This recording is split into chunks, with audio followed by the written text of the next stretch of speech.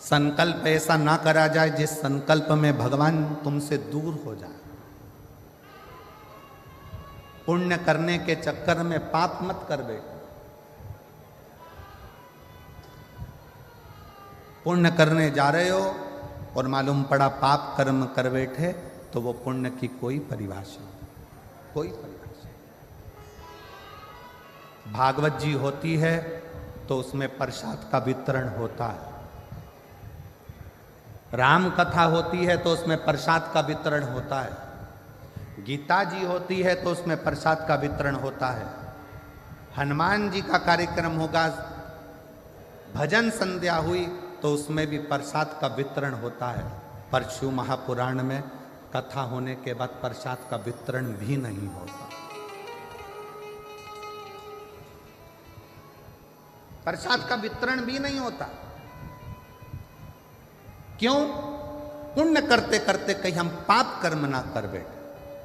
प्रसाद कहां बंटता है? धर्म की जगह पर। किटी पार्टी में कभी प्रसाद नहीं बंटता, शादी में कभी प्रसाद नहीं बंटता, 25वीं शादी की सालगिरह में प्रसाद नहीं बंटता, गोल्डन जुबली सिल्वर जुबली में प्रसाद नहीं बंटता, तुम्हारे बच्चों के जन्मदिन पर प्रसाद नहीं बंटता।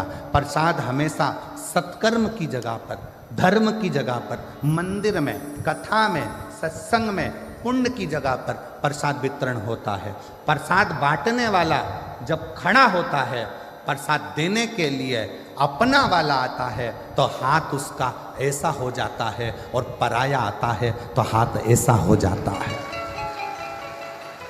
पुण्य की जगह पर खड़े होकर भी वो प्रसाद बांटने खड़ा है, प्रसाद देने वाले का प्रसाद है, मंदिर का प्रसाद है, पर अपना बेटा आया तो हाथ ऐसा हो गया, अपनी पत्नी आई तो हाथ ऐसा हो गया, अपना वाला आया तो हाथ ऐसा हो गया, और दूसरा आया तो थोड़ा सा चल चल, और अपनी पत्नी आई तो तुरंत उसको ज़्यादा से ज़्यादा दे दिया, बच्चे को ज़्यादा से ज़्यादा दे दिया।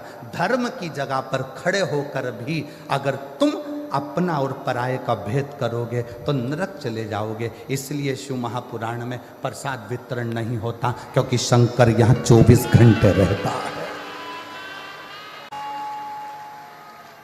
अब शिव जी का यहाँ निवास है और शंकर के दरवाजे पर प्रसाद वितरण हो, किसी को ज़्यादा किसी को कम दे दिया, शंकर की दृष्टि में आ गया तो भोगना जीव को पड़े। इसलिए शिव महापुराण में प्रसाद वितरण की मूलता नहीं है। शिव महापुराण का सबसे बड़ा प्रसाद है श्री शिवाय नमस्ते।